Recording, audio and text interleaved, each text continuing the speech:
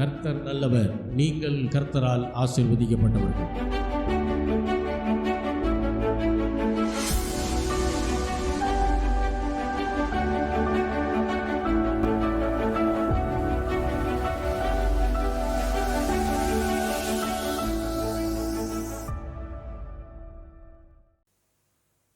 கர்த்தருடைய வார்த்தைக்கு நேராய் நாம் திரும்புவோம். லேவியராகமம் 26வது அதிகாரம். பழைய ஏற்பாட்டில் லேவியராகமம் 26வது அதிகாரம் 12வது வசனம். நான் உங்கள் நடுவிலே உலாவி உங்கள் தேவனாய் இருப்பேன், நீங்கள் என் ஜனமாய் இருப்பீர்கள். ஆண்டவர் இங்கே ஒரு காரியத்தை சொல்கிறார். நான் உங்கள் நடுவிலே என்ன செய்வேனா? உலாவுவேன். உலாவுதல் என்றால் நிறைய பேர்த்துக்கு சிலருக்கு தெரியும், சிலருக்கு தெரியாது. இப்போ தமிழில் சொன்னால் உங்களுக்கு புரியும் இல்லையா? உலாவுதல் என்றால் வாக்கிங் போகிறது. என்னது? வாக்கிங். அதாவது எந்த ஒரு குறிக்கோளும் இல்லாமல் நம்ம போகிறதுக்கு பேர் வாக்கிங் இல்லையா? என்னை பொறுத்த வரைக்கும் வேண்டாத வேலை அதுதான். வாக்கிங்கிறது சரீரத்திற்கு ஒரு நல்ல எக்ஸசைஸாக இருந்தாலும் அதில் எந்த பர்பஸுமே இல்லாமல் போய்கிட்டு இருப்போம். ஒரே இடத்த சுற்றி சுற்றி வந்துக்கிட்டு இருப்போம் இல்லையா? இப்போ நார்மலாக சின்ன பிள்ளைகளாம் என்ன செய்வோம்? ஒரு கடைக்கு போகணுன்னா நடந்து போவோம், ஒரு கடை வீதிக்கு போகணுன்னா பஸ்ஸில் போய் இறங்கி, ஆட்டோவில் போய் இறங்கி அப்படிலாம் போவோம். அது ஒரு பர்பஸ். ஆனால் நம்ம இன்றைக்கி போகிற வாக்கிங்கிறது என்ன செய்கிறோம்? ஒரு குறிப்பிட்ட இடத்தை சுற்றி சுற்றி வந்துக்கிட்டே இருக்கிறோம். ஆண்டவர் இங்கே உலாவுகிறார் என்றால் அவர் ஒரு பர்பஸ் இல்லாமல் உலாவவில்லை. அவர் வாக்கிங் போகலை. அவர் எப்பொழுதுமே எந்த காரியத்தை செய்தாலும் ஒரு நோக்கத்தோடும் ஒரு பர்பஸோடு தான் ஆண்டவர் செய்கிறார். ஆண்டவர் எப்போ உலாவுகிறார்? எதற்காக உலாவுகிறார்? இப்போ ஆண்டவர் முதல்ல உலாவினார் என்கிற வசனம் எங்கே இருக்குது? ஆதியாகமம் 3வது அதிகாரம் 8வது வசனம்.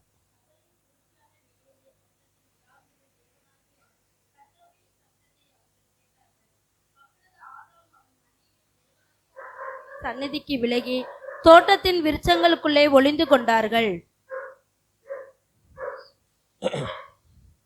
பகலின் குளிர்ச்சியான வேளையிலே தோட்டத்திலே உலாவுகிற தேவனாகிய கர்த்தருடைய சத்தத்தை அவர்கள் கேட்டார்கள். அப்பொழுது ஆதாமும் அவன் மனைவியும் தேவனாகிய கர்த்தருடைய சந்நிதிக்கு விலகி தோட்டத்தின் மரங்களுக்குள்ளே ஒளிந்து கொண்டார்கள். பகலின் குளிர்ச்சியான வேளையிலே தோட்டத்திலே உலாவுகிறார் யாரு? வானத்தையும் பூமியும் சகலத்தையும் உண்டாக்கின நம்முடைய ஆண்டவர். அப்போ பகல் வேலைன்னு சொல்லலை, பகலின் குளிர்ச்சியான வேலை. இது சிலர் பார்த்துருக்க மாட்டாங்க. பகல் எப்போ குளிர்ச்சியாக இருக்கும் அப்படின்னா ஒரு 4 மணி 5 மணி இதிலெல்லாம் எப்படி இருக்கும்? பகலாக தான் இருக்கும். ஆனால் எப்படி இருக்கும்? அது குளிர்ச்சி. 5:30 மணிக்கு மேலே ஆயிடுச்சுன்னா என்ன ஆயிரும்? உங்களுக்கு ஃபுல்லாகவே விடிய ஆரம்பிச்சிடும். 6 மணிக்கெல்லாம் உங்களுக்கு சன்ரைஸ் வந்துடும். அப்போ அது குளிர்ச்சியான வேலையாக இருக்க முடியாது. அப்போ எது தான் குளிர்ச்சியான வேலை? ஒரு 4 மணி 5 மணி என்று சொல்லுவது தான் குளிர்ச்சியான வேலை. இதை நிறைய பேர் பார்த்துருக்க மாட்டீங்க. சிலர் தான் அதை என்ன செஞ்சுருப்பாங்க, இந்த டைமெல்லாம் பார்த்துருப்பீங்க. அப்போ அந்த நேரத்தில் தான் ஆண்டவர் என்ன செய்கிறாராம்? உலாவுகிறார் இங்கே தோட்டத்தில். அப்போ முதலாக ஆண்டவர் உலாவின இடம் இந்த ஏதேன் தோட்டம். ஆதாமும் ஏவாளும் பாவம் செஞ்சு நிர்வாணிகளாய் தங்களை உணர்ந்து அத்தி இலைகளை வைத்து மறைத்து கொண்டு இருக்கிறாங்க. அந்த நேரத்தில் தான் தேவன் தோட்டத்திலே உலாவ ஆரம்பிக்கிறார். மனிதன் நிராயுதபாணியாய் நிர்வாணியாய் எல்லா மகிமையும் இழந்து தன்னை மறைத்து கொண்டிருந்த போது, அவமானங்களுக்கு பயந்து, இழப்புகளுக்கு பயந்து தன்னை ஒளித்து கொண்டிருந்த போது, பரலோகத்திலே வீற்றிருக்கிற நம்முடைய ஆண்டவர், அன்பின் சொரூபி, தோட்டத்திலே இறங்கி உலாவ ஆரம்பித்தார். ஏன் தெரியுமா? எல்லா காரியத்தையும், எல்லாவற்றையும் மறுசீரமைப்பதற்காக ஆண்டவர் அங்கே உலாவிக் கொண்டிருக்கிறார். யாரையும் குற்றப்படுத்துவதற்காக அல்ல, ஆண்டவர் சகலத்தையும் மறுசீரமைப்பதற்காக உலாவுகிறார். அப்போ எல்லா அவமானங்களையும் சரிப்படுத்துவதற்கு, எல்லா இழப்புகளையும் சரிப்படுத்துவதற்கு தேவன் நம்முடைய வாழ்க்கையிலே உலாவ வேண்டியது மிக மிக அவசியம். ஆண்டவர் உலாவிக் கொண்டிருக்கும் போது நாம் நம்மை மறைத்து கொள்ள கூடாது. ஆண்டவருடைய கண்களுக்கு முன்பாக மறைவானது எதுவும் இல்லை என்று வேதவசனம் சொல்லுகிறது. அல்லேலூயா. அப்போ ஏன்னா தாவீது கூட சொல்றாரு இல்லையா, நான் பாதாளத்திலே படுக்கை போட்டா வானத்துக்கு ஏறினாலும் அங்கே இருக்கிறீர், பாதாளத்தில் போய் படுக்கை போட்டாலும் அங்கேயும் நீர் இருக்கிறீர். அப்போ ஆண்டவருடைய கண்களுக்கு மறைவான காரியம் எதுவும் இல்லை. ஆண்டவருடைய கண்களுக்கு நம்மை நாம் மறைத்து கொள்ள முடியவே முடியாது. அப்போ ஆண்டவர் நம்முடைய வாழ்க்கையிலே உலாவ ஆரம்பிக்கிறார் என்றால் அவருக்கு நீங்கள் உங்களை மறைத்து கொள்ளக்கூடாது. நீங்க மறைக்கிறதுனால நீங்க மறைஞ்சிட மாட்டீங்க. மனிதர்களுக்கு முன்பாக நம்மை மறைத்து கொள்ளலாம், தவறு இல்லை. ஆனால் ஆண்டவருக்கு முன்பாக நம்மை மறைக்கக்கூடாது. பிசாசுக்கு வேதம் ஒரு பெயர் ஒன்று கொடுக்குது. அவன் பொய்யனும் பொய்க்கு பிதாவுமாய் இருக்கிறான். அப்போ பிசாசு அப்படின்னாலே அவனுக்கு இன்னொரு பேர் என்னது? பொய்காரன் அர்த்தம். அப்போ ஆண்டவரை வணங்குகிற பிள்ளைகள் நாம் எது அதிகமா பேசக்கூடாது? எதை பேசக்கூடாது? பொய் பேசவே கூடாது. ஏன்னா ஆண்டவர் சொல்றாரு, நானே வழியும் அடுத்து என்னது? சத்தியம். சத்தியம்னா உண்மை. அப்ப ஆண்டவருடைய பிள்ளைகள் எதுதான் அதிகமா பேசணும்? சத்தியத்தை, உண்மையை தான் அதிகமா பேசணும். அப்பதான் நம்ம ஆண்டவருடைய பிள்ளைகள். நாம பொய்யை அதிகமா பேசிக்கிட்டு இருக்கோம், சரளமா பேசுறோம் அப்படின்னா நாம் இன்னும் அதை குறித்ததான உணர்வுக்குள்ள வரலன்னு அர்த்தம். பொய் ஒரு நாள் என்ன செய்யக்கூடாது? நாம பேசக்கூடாது. ஏன்னா பொய் பேசுறோம் அப்படின்னா நாம யாரை அங்க மகிமைப்படுத்திக்கிட்டு இருக்கோம்னு அர்த்தம். பிசாசை நம்ம மகிமைப்படுத்துறோம். அதுதான் ஆண்டவர் சொன்னார் ஒரு இடத்துல, நீங்க வானத்தின் பேரில் சத்தியம் பண்ணாதீங்க, ஏன்னா அது சிங்காசனம். பூமியின் பேர்ல என்ன செய்யாதீங்க? சத்தியம் பண்ணாதீங்க, அது பாதப்படி. வேற எதன் மீது சத்தியம் பண்ணாதீங்க. உள்ளதை உள்ளது என்றும் இல்லதை இல்லது என்றும் பேசுங்க அப்படின்னு ஆண்டவர் சொன்னார். அப்ப நாம் நம்முடைய வார்த்தைகளிலே உண்மையுள்ளவர்களாய் இருக்க வேண்டும் என்று ஆண்டவர் விரும்புகிறார். பிசாசு ஆதி தாய் தகப்பனாய் இருந்த ஆதாம் ஏவாளுடைய மகிமையை கெடுத்து அவர்களை நிர்வாணிகளாய் மாற்றினார். அதுக்கு முன்பாக அவங்க எப்படி இருந்தாங்க அப்படின்னா, வேத வல்லுநர்கள் சொல்லுகிற காரியம் என்னன்னா, பாவம் செய்வதற்கு முன்பாக ஆதாமும் ஏவாளையும் தேவ மகிமை சுற்றி இருந்ததாம். அது ஒரு ட்ரெஸ் மாதிரி, ஒரு புகமூட்டை மாதிரி அவங்கள சுற்றி தேவனுடைய மகிமை எப்பவுமே இருக்குமா. பாவம் செய்த உடனே அந்த தேவ மகிமை அவர்களை விட்டு போனதுனால தான் அவர்கள் தங்களை நிர்வாணிகள் என்று உணர ஆரம்பித்தார். அப்ப பிசாசு மனிதனுடைய மகிமையை கெடுத்து நிர்வாணியாய் மாற்றிவிட்டான். அதே தோட்டத்தில், அதே இடத்துல தேவன் உலாவி வந்து மனிதனுடைய நிர்வாணத்தை அவர் மூடினார். எப்படி மூடினாரு? மனிதன் அத்தியில எடுத்து என்ன செஞ்சான்? தனக்கு ஒரு ட்ரெஸ் உண்டு பண்ணனா ஆண்டவர் சொன்னார், அதெல்லாம் கிடையாது, அதுல எல்லாம் நீ என்ன செய்ய முடியாது, உன் பாவத்தை மூட முடியாது. உன் பாவத்தை மூடணும்னா உனக்கு பதிலாக ஒரு மிருகம் அங்கே கொல்லப்பட வேண்டும். ஒன்று நீ சாகணும், இல்லைன்னா உனக்கு பதிலாக ஒரு மிருகம் அங்கே சாகணும். ஒரு மிருகத்தை ஆண்டவர் அங்கே கொன்று அதனுடைய தோலை எடுத்து இவர்களுக்கு ஆடையாக தேவன் கொடுத்தார். முதல் பலி ஏதேன் தோட்டத்திலே தான் செய்யப்பட்டது.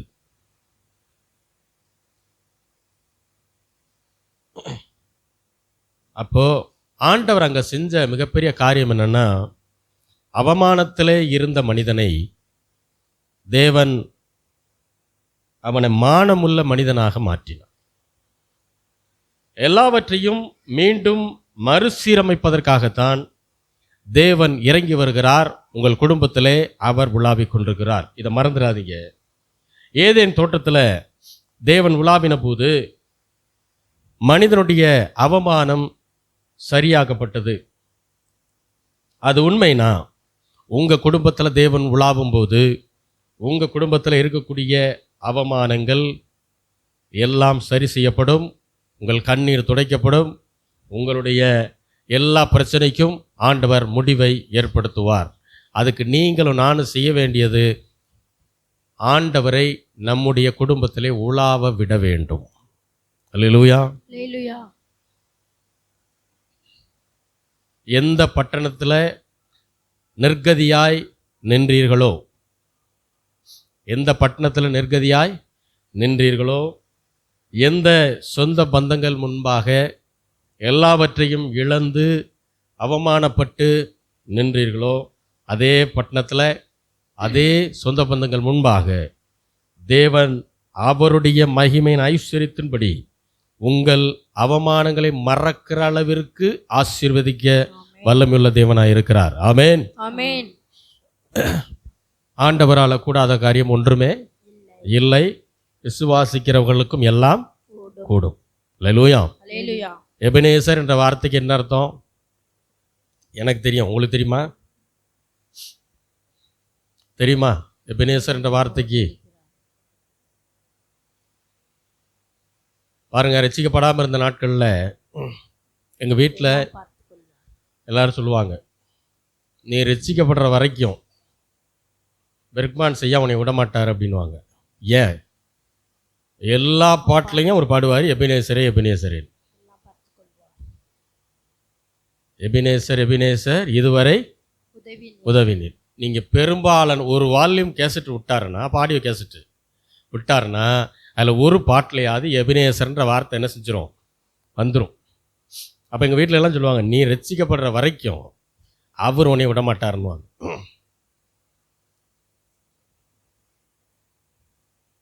ஆனால் நம்ம கொயர் டீமில் பார்த்தீங்கன்னா நார்மலாக பாடிக்கிட்டே இருப்பாங்க. எப்போ இந்த எபினேசர்ன்ற வார்த்தை வருதோ அப்போ மட்டும் நல்லா சவுண்டாக பாடுவாங்க. அதுலேயும் குறிப்பாக நடுவில் ஒரு பிள்ளை வளர்த்தியாக இருக்கும். அந்த பிள்ளை பார்த்தீங்கன்னா அப்போ தான் பயங்கர சவுண்டாக பாடும். எது? எபினேசர்ன்ற வார்த்தையை. நான் லேசாக திரும்பி பார்த்தா அப்புறம் சிரிச்சுட்டு அமைதியாக பாடும். எபினேசர் என்ற வார்த்தைக்கு இம்மட்டும் கர்த்தர் எனக்கு உதவி செய்தார், அதான் அர்த்தம். நீங்கள் இப்போ என்னை பார்த்து எபினேசர் அப்படின்னு சொன்னீங்கன்னா என்ன சொல்கிறீங்கன்னு அர்த்தம்? தேவன் இதுவரை எனக்கு உதவி செய்திருக்கிறார் என்று சொல்லுகிறீர்கள். அதனால தான் பிள்ளைகளுக்கு பேர் வைக்கும்போது அர்த்தமுள்ள பேராக வைக்கணும். அப்பா எழுத்துலேருந்து அப்பா பேர்லேருந்து முதல் எழுத்து, அம்மா பேர்லேருந்து ரெண்டாவது எழுத்து, இப்படிலாம் எடுத்து என்ன செய்யக்கூடாது? அர்த்தம் இல்லாமல் பேரை என்ன செஞ்சிடக்கூடாது? வச்சிடக்கூடாது.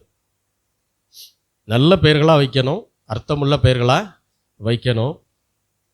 அது ரொம்ப முக்கியம். ஏனென்றால் நாம் இந்த பேரை சொல்லி கூப்பிடும்போது, இப்போ யெகோவா ஈரே அப்படின்னு சொல்லி ஆபிரகாம் ஆண்டவருக்கு ஒரு பெயரை வைக்கிறார். அப்போ என்ன அர்த்தம்? யெகோவா ஈரேன்னு என்ன? தேவனுடைய பர்வதத்தில் எல்லாம் பார்த்துக்கொள். அதாவது என் தேவையை பூரா ஆண்டவர் என்ன செய்வார்? சந்திப்பார். அதான் அர்த்தம்.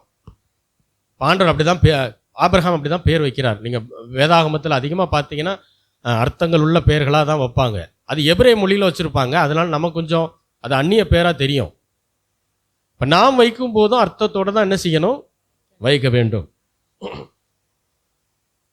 ஆண்டவர் நம்முடைய குடும்பங்களிலும் நம்முடைய சபையிலும் நம்முடைய தனிப்பட்ட வாழ்க்கையிலும் உலாவ வேண்டியது மிக மிக அவசியம். ஏன்னா உலாவுகிறார் என்றால் அவர் எந்த நோக்கமும் இல்லாமல் உலாவி கொண்டிருக்கவில்லை.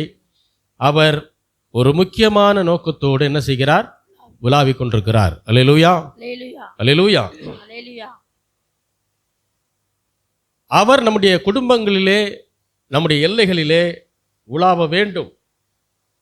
இப்ப ஆண்டவர் என் குடும்பத்தில் உலாவி கொண்டிருக்கிறார் என்பதை நான் எப்படி அறிந்து கொள்ளுவது?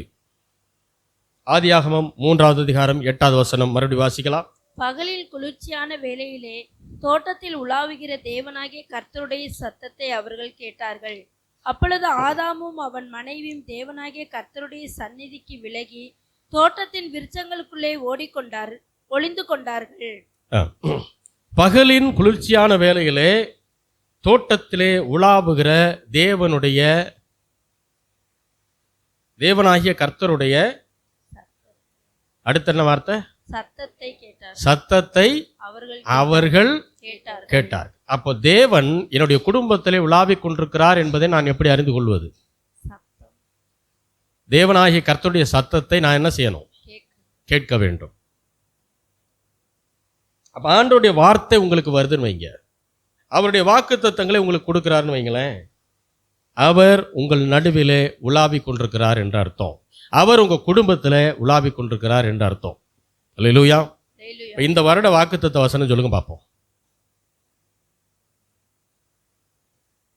இந்த வருஷத்தின் ஆரம்பத்தில் யாரும் திரும்பக்கூடாது. வாக்குத்தத்த வசனம் சொன்னோம். எந்த புக்கில் இருந்து கொடுத்தோம்? ரோமர். அன்றியும் என் தீர்மானத்தின்படி அழைக்கப்பட்டவர்களாய். அன்றியும் ரோமர் 8:28. அன்றியும் அவருடைய தீர்மானத்தின்படி அழைக்கப்பட்டவர்களாய் தேவனிடத்தில் அன்பு கூறுகிறவர்களுக்கு சகலமும் நன்மைக்கு ஏதுவாய் நடக்கிறது என்று கண்டிப்பாக அறிந்து கொள்ளுங்கள். யாருக்கு சகலமும் நன்மையா நடக்குமா?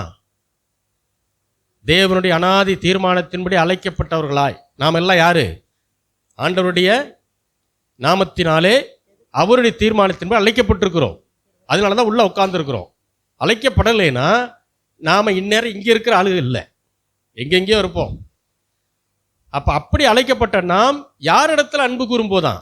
தேவனிடத்திலே அன்பு கூறும்போது நமக்கு நடக்கிறது எல்லாம் நன்மையாகத்தான் நடக்கும் என்பதை தெரியாவிட்டால் தெரிந்து கொள்ளுங்கள். அப்ப தீமையே வராத, தீமை வரும், ஆண்டவர் தீமையை நன்மையா மாத்துவார். அல்லேலூயா. ஏன்னா பூமியில் இருக்கிறதுனால உபத்திரவம் இருக்குன்னு இருக்காரு. அப்ப பூமியில் இருக்கிறதுனால நன்மை நடக்கும், தீமையும் வரும். ஆனால் தேவன் என்ன செய்கிறார்? அவரை நாம் அன்பு கூறும்போது அந்த தீமையை தேவன் நன்மையாக மாற்றுகிறார். அப்ப ஆண்டவருடைய வார்த்தைகளும் அவருடைய வாக்குத்தத்தங்களும் உங்களுக்குள்ள வரும்போது அதை நீங்கள் நம்பும்போது தேவன் உங்கள் குடும்பத்திலே, உங்கள் தனிப்பட்ட வாழ்க்கையிலே, உங்கள் எல்லைகளிலே அவர் உலாவிக் கொண்டிருக்கிறார் என்பதை நீங்கள் அறிந்து கொள்ள வேண்டும். அல்லேலூயா. அப்போ ஒரு பொருளாதார பிரச்சனை குடும்பத்தில் இருக்குன்னா ஆண்டவர் உங்களுக்கு முதல்ல வசனத்தை தான் கொடுப்பார். பொருளாதார பிரச்சனைக்கு ஆண்டவர் முதல்ல எதை தான் கொடுப்பார்? வசனத்தை கொடுப்பார். ஒரு வியாதி, நீண்ட நாளே ஒரு வியாதி இருக்கு அப்படின்னா ஆண்டவர் முதல்ல எதை தான் கொடுப்பார்? அவருடைய வசனத்தை தான் முதல்ல உங்களுக்கு கொடுப்பார். குடும்பத்தில் இருக்கிற குழப்பம் நீங்கணும் அப்படின்னா ஆண்டவர் முதல்ல உங்களுக்கு என்ன தான் கொடுப்பார்? வசனத்தை தான் கொடுப்பார். அப்போ அந்த வசனத்தை நாம் பெற்றவுடனே அடுத்து ஜெபிக்கும் போது எப்படி ஜெபம் பண்ணணும்?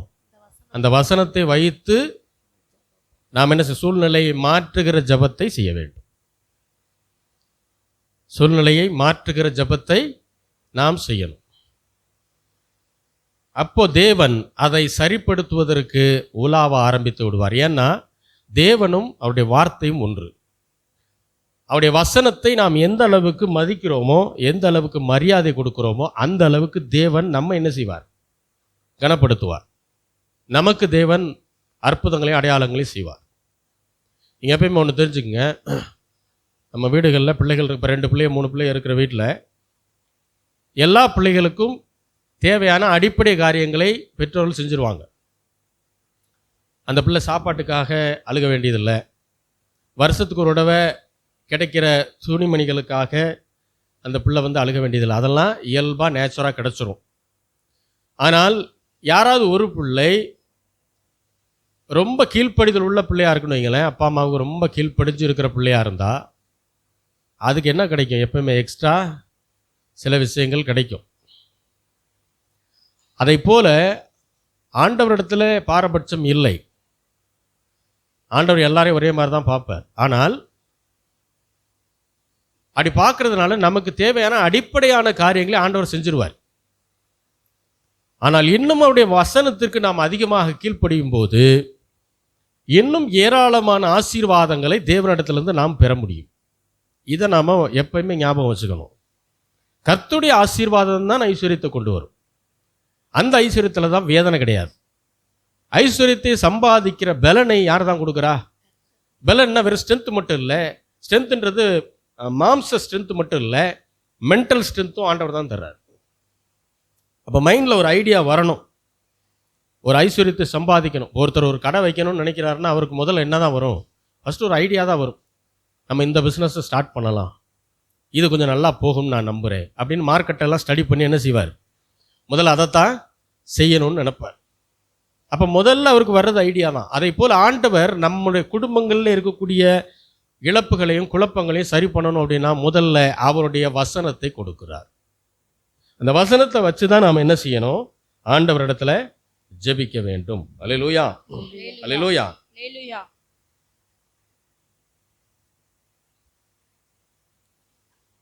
ஏனென்றால் அவர் வார்த்தையான தேவனாக இருக்கிறார். உருவம் இல்லை. அவர் இறங்கி நடந்தா, உலாவினா கண்டிப்பா எல்லா பிரச்சனைகளும் விலக ஆரம்பிச்சிடும். எல்லா பிரச்சனைகளுக்கும் தீர்வு வர ஆரம்பிக்கும். நாம் ஜெபம் பண்ணோடனே ஆண்டவர் கேப்ரியல் தூதனை அனுப்ப போகிறதில்லை, மிகாவேல் தூதனையும் அனுப்ப போகிறதில்லை. அவர் சொல்கிறாரு, நானே இறங்கி வர்றேன்றார். அல்லேலூயா. புதிய உடன்படிக்கையின் மக்களுக்கு இருக்கக்கூடிய ஒரு பெரிய பாக்கியம் அதுதான். அவரே இறங்கி வர்றாருன்னா அவர் தான் பரிசுத்த ஆவியானவர். பரிசுத்த ஆவியானவராக அவர் நம்முடைய இருதயத்திலே அவர் குடியிருக்கிறார். சிலர் என்ன சொல்லுவாங்கன்னா, நம்ம பரிசுத்தமாக இருந்தால் தான் தேவன் நமக்கு உதவி செய்வார் அப்படின்னு சொல்லுவாங்க. ஆனால் நான் என்ன சொல்றேன்னா, பரிசுத்தமாக இருக்கிறது நல்லது, தவறில்லை, அது அவருக்கு பிடிக்கும்.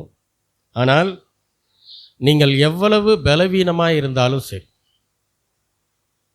அவரை மட்டும் நம்புனீங்கன்னா, தம்மை நம்புகிற யாரையும் அவர் கைவிடுகிற தேவன் அல்ல. இதை மட்டும் என்னைக்கும் எந்த சூழ்நிலையின் மத்தியிலையும் இதை மட்டும் நீங்கள் மறந்துடாதீங்க, மைண்டில் வச்சுக்கோங்க. சூழ்நிலை மோசமாகும் போது மைண்டில் வைங்க, அவர் என்னை கைவிடாத தேவன், என்னை ஒருபோதும் அவர் கைவிட மாட்டார். நான் எவ்வளவு பலவீனமாக இருந்தாலும் சரி, நான் ஆண்டவருக்குள்ள 100% பரிசுத்தமாக இருக்கணும்னு விரும்புகிறேன். ஆனால் ப்ராக்டிக்கலாக என்னால் இருக்க முடியல. 50% தான் இருக்கிறேன், மீதி 50% என்னை மீறி சில விஷயங்கள் நடக்குது, தெரியல. அப்படி ஒருவேளை நீங்கள் பலவீனமாக இருந்தாலும் சரி, கர்த்தர் உங்களை என்ன செய்ய மாட்டார்? ஒரு நாளும், நீங்கள் அவரை நம்புறீங்கன்னு தெரிஞ்சா உங்களை ஒரு நாள் கைவிட மாட்டார்.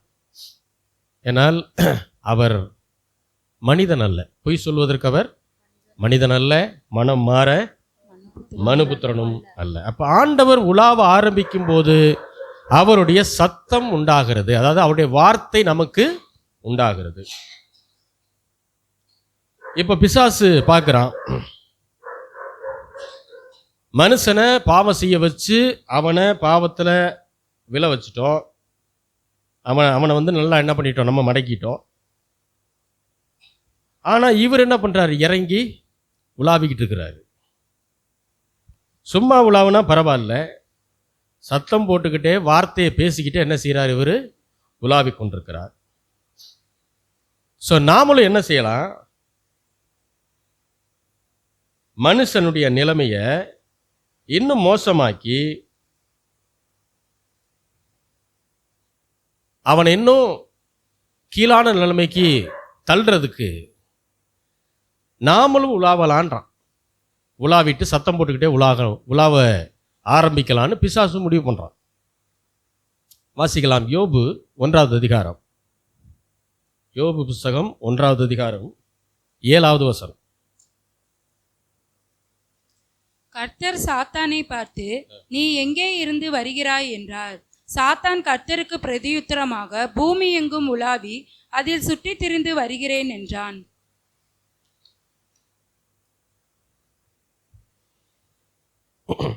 சாத்தான் கர்த்தருக்கு பிரதியுத்தரமாக பூமி எங்கும் உலாவி. அப்ப பிசாசு என்ன செய்யறான்?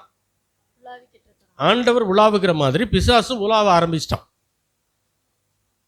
ஏன்னா பிசாசு எப்பயுமே, பிசாசுக்கு நம்ம சொன்னோம் பேர் பைபிளில் பொய்யன்னு ஒரு பேர் இருக்கு. பொய் பேசுறவன்.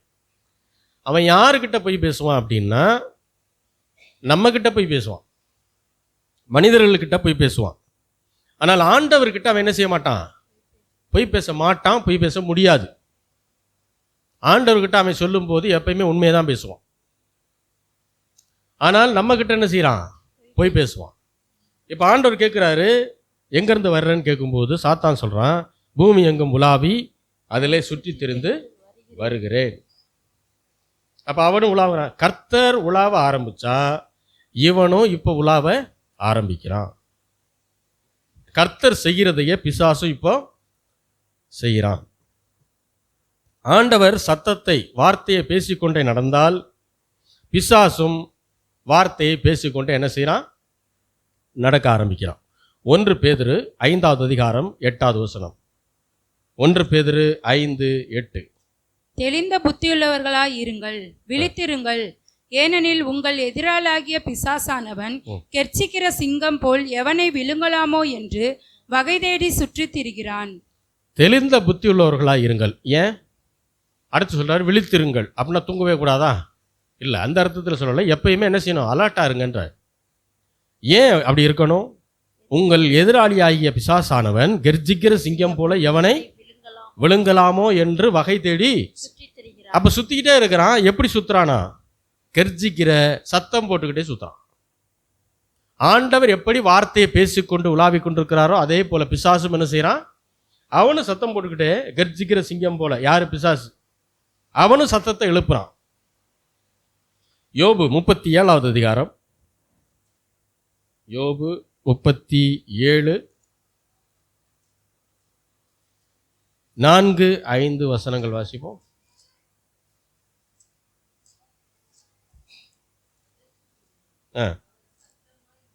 அதற்கு பின்பு அவர் சத்தமாய் முழங்கி தம்முடைய மகத்துவத்தின் சத்தத்தை குமுற பண்ணுகிறார்.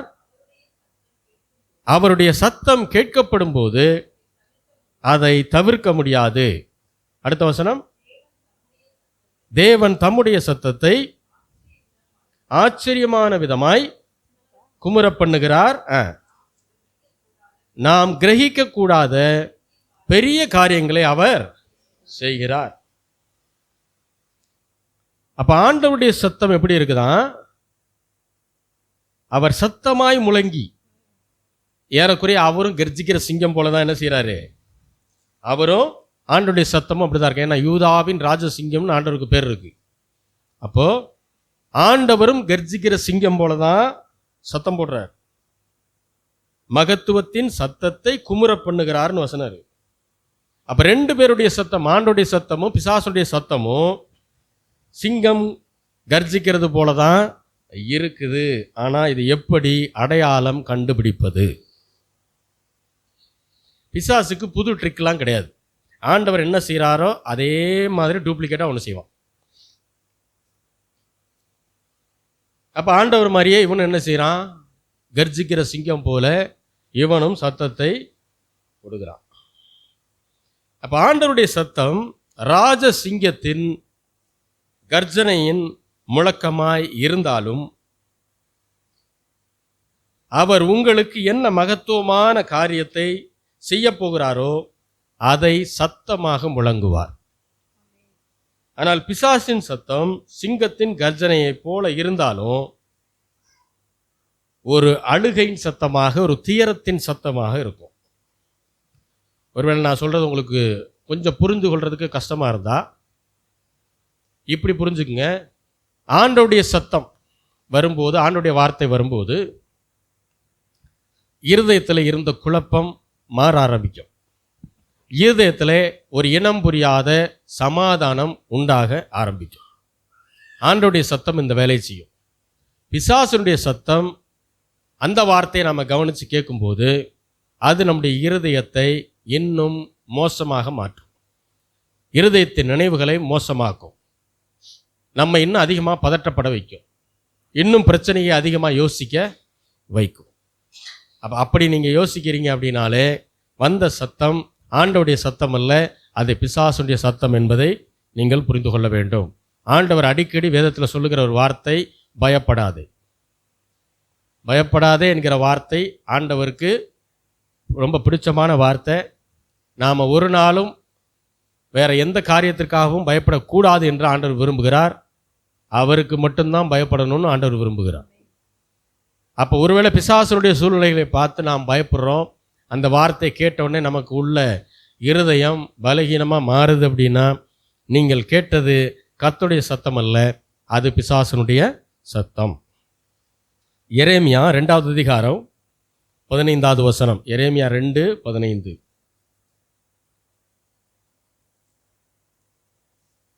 எரேமியா 2:15.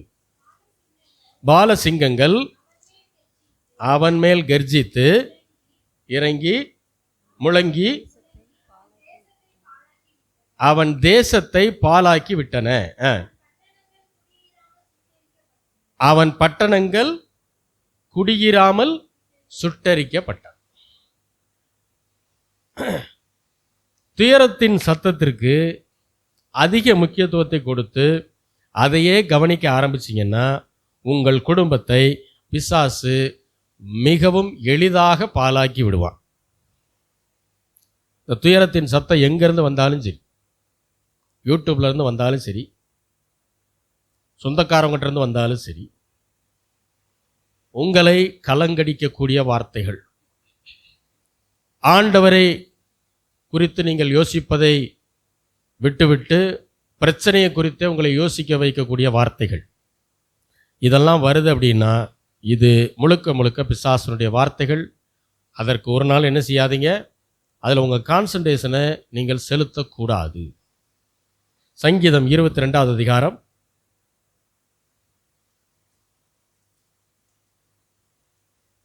13-14. பீறி கெர்ச்சிக்கிற சிங்கத்தை போல் என்மேல் தங்கள் வாயை திறக்கிறார்கள். பீறி கர்ஜிக்கிற சிங்கத்தை போல என்மேல் தங்கள் வாயை திறக்கிறார்கள். தண்ணீரை போல ஊற்றுண்டேன். என் எலும்புகள் எல்லாம் கட்டிவிட்டது. என் இருதயம் மெழுகு போலாகி என் குடல்களின் நடுவே உருகிற்று. பாருங்க, சாத்தானுடைய கர்ஜனையை கேட்டதுனால என்ன நடந்துச்சு அப்படிங்கிறது தான் இங்க சொல்றார். தண்ணீரை போல மாறிட்டாராம். அடுத்து என்ன சொல்றாரு, என் எலும்புகள் எல்லாம் கட்டு விட்டனங்கிறார். அதாவது பலன் எல்லாம் எனக்கு போயிடுச்சு. என் இருதயம் எப்படி ஆயிடுச்சான், நான் இருதயத்தில் ரொம்ப திட்டமாக இருக்கிற ஆளு இந்த பிசாசுடைய சத்தத்தை கேட்டதுனால இருதயம் எப்படி ஆயிடுச்சா, மெழுகு மாதிரி உருக ஆரம்பிச்சிருச்சு, பலனே இல்லாமல் போயிடுச்சு. அது மட்டும் இல்ல, என் குடல்களின் நடுவே அது உருகி போதா. எப்படி ஃபீல் பண்றாரு பாருங்க. அதை பிசாசுடைய வார்த்தைகளை நாம் கவனிக்கும் போது, அதை ஊழியக்காரனே பேசினாலும் சரி, யார் பேசியிருந்தாலும் சரி, உங்கள் உள்ளத்தை, அதாவது உங்களுடைய கவனத்தை ஆண்டவர் பக்கம் இருந்து சூழ்நிலையின் பக்கம் திருப்பக்கூடிய வார்த்தைகளை யார் பேசினாலும் சரி, அது பிசாசுடைய வார்த்தை. அதை நீங்கள் கவனிக்கும் போது என்னெல்லாம் நடக்குது, தண்ணியை போல மாறிடுறோம், எலும்புகள் எல்லாம் பலன் இல்லாமல் ஆயிடுது, தொட்டா உடையும் பாருங்க, அந்த மாதிரி ஆயிடுதான்.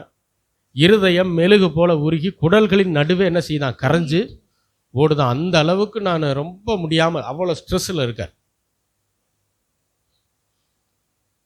பாருங்க. தாவீதுக்கு இருந்த சிச்சுவேஷன் மாதிரி எனக்கு தெரிஞ்சு உலகத்தில் யாருக்கும் இல்லை. சின்ன சின்ன விஷயத்துக்கெல்லாம் ஸ்ட்ரெஸ் ஆகாதீங்க. ஏன்னா அதெல்லாம் ரொம்ப சின்ன விஷயம். உங்களுக்கு அது பெரிய விஷயமா தெரியலாம். தாவீதை கொஞ்சம் யோசிச்சு பார்த்தீங்கன்னா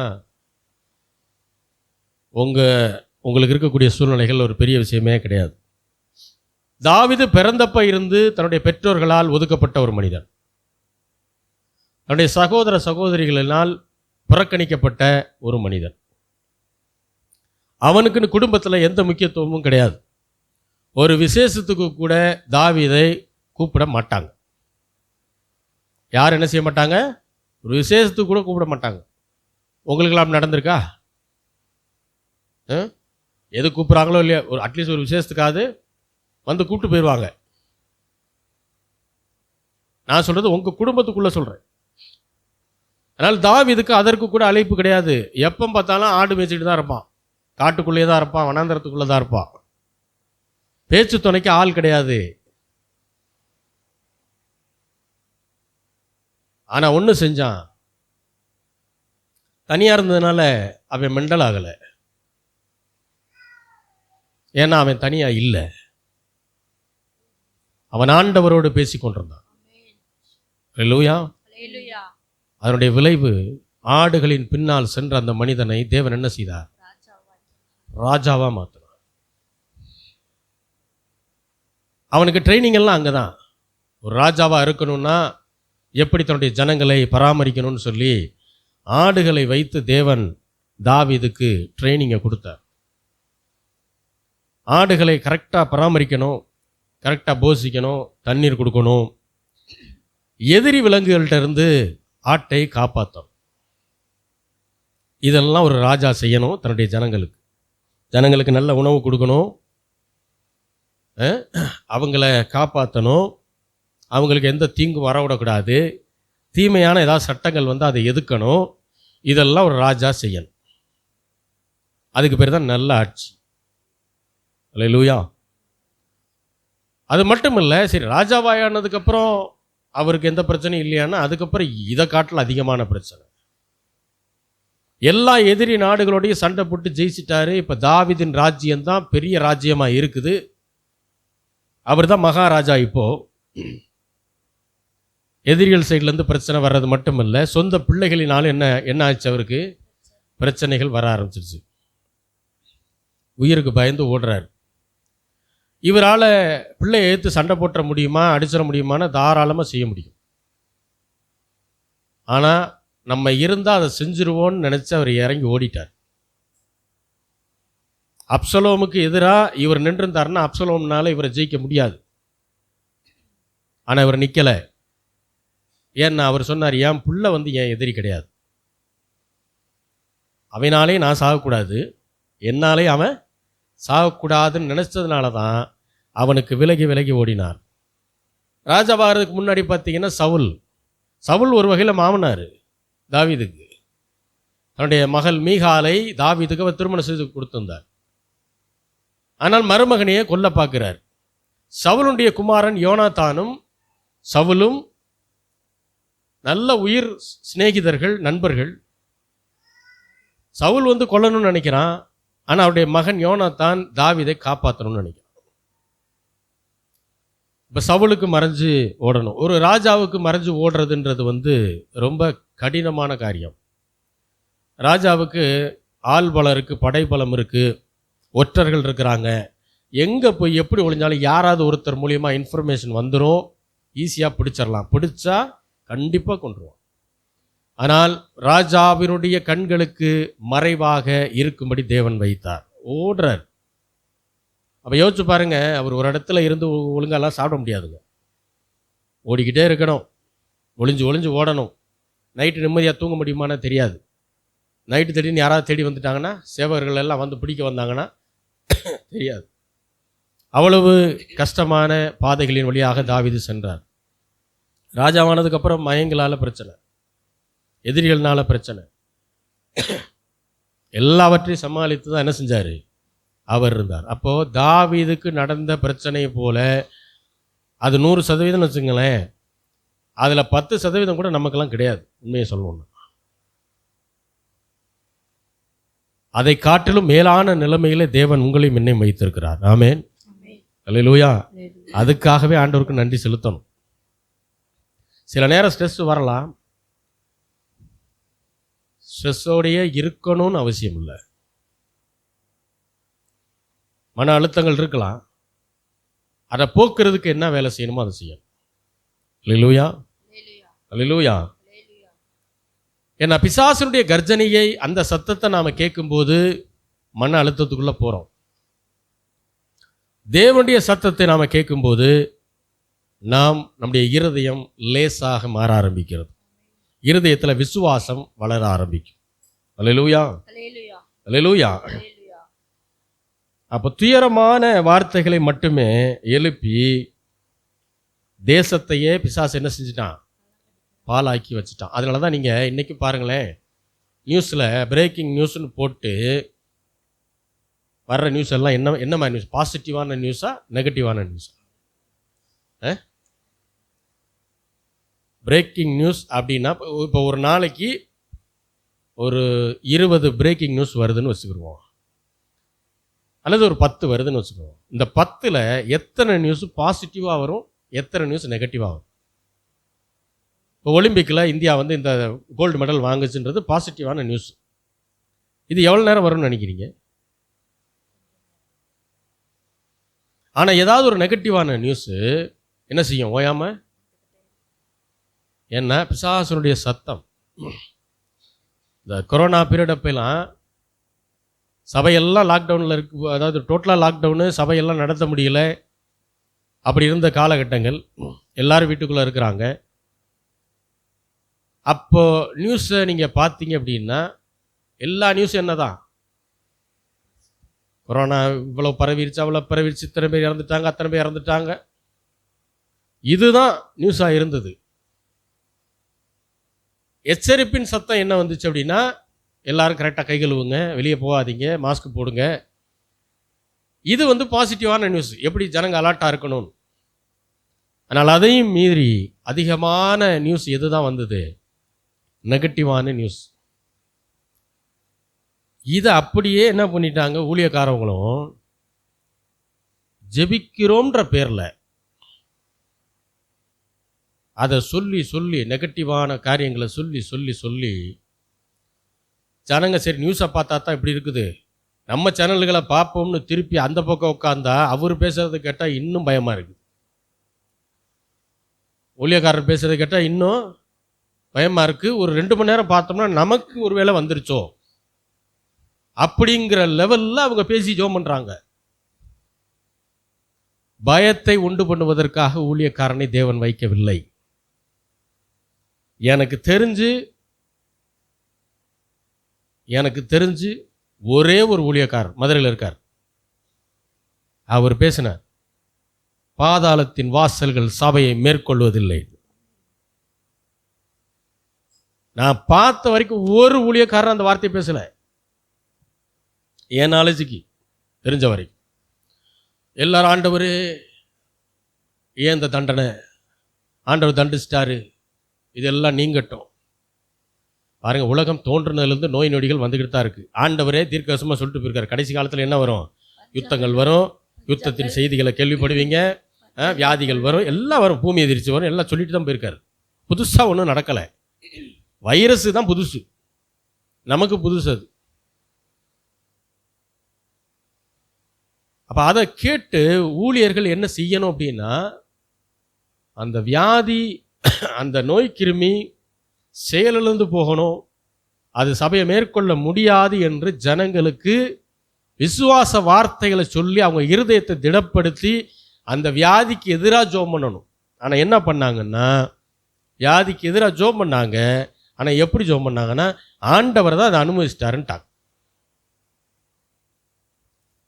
ஆண்டவர் தான் அந்த வியாதியை கொண்டு வந்துட்டாரு, அவரே வியாதியை கொடுத்து அவரே சுகத்தை கொடுக்குறாரு அப்படின்னா இது என்ன மாதிரியான டிசைன்? இது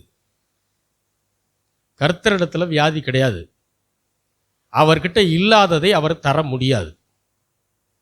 ஆண்டவர்கிட்ட தெய்வீக சுகம் இருக்குது, அதை அவரால் எல்லாருக்கும் தர முடியும். ஆண்டவர் இந்த பூமியிலே ஊழியம் செய்த நாட்களிலே ஒருத்தருக்கு கூட அவர் வியாதியை கொடுக்கலைங்க, வியாதியாக இருந்தவங்களை பூரா சுகமாக்கினார். அவர் நன்மை செய்கிறவராகவும் பிசாசின் பிடியில் அகப்பட்ட யாவரையும் குணமாக்குகிறவராகவும் சுற்றி திரிந்தார். அப்படிதான் வசனம்.